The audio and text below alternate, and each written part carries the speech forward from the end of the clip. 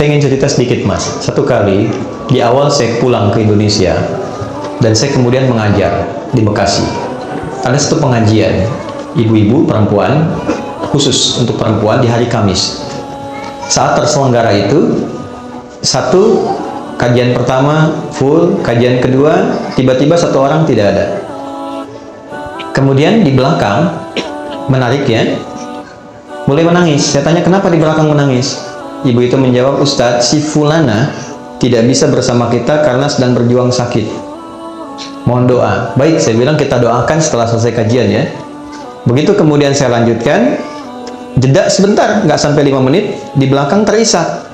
Saya tanya, kenapa Bu? Ternyata yang tadi kita akan doakan sudah meninggal dunia. Inna lillahi wa inna ilaihi raji'un. Baik.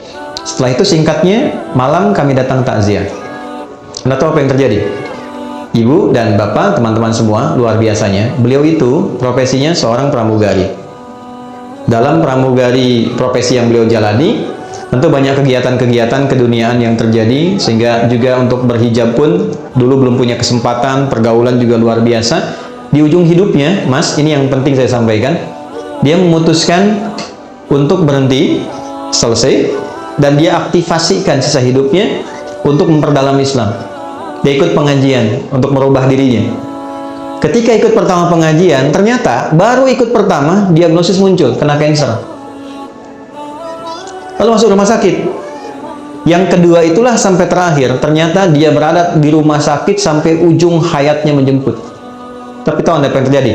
Ketika saya datang takziah, yang datang itu ibu-ibu pengajiannya, teman suaminya dari jamaah subuhnya, teman-teman lingkungan masjidnya, sedangkan teman seprofesinya belum bisa datang, di malam itu hanya mengirimkan bunga.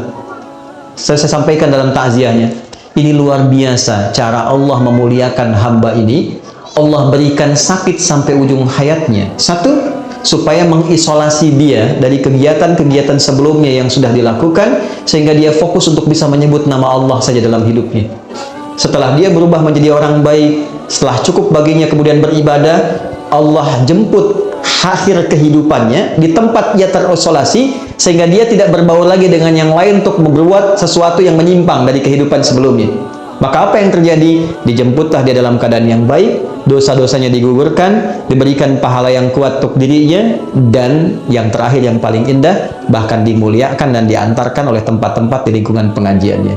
Yang mau saya katakan apa? Semua apa yang Allah telah tetapkan, yang kita lihat sekarang itu cuma namanya saja.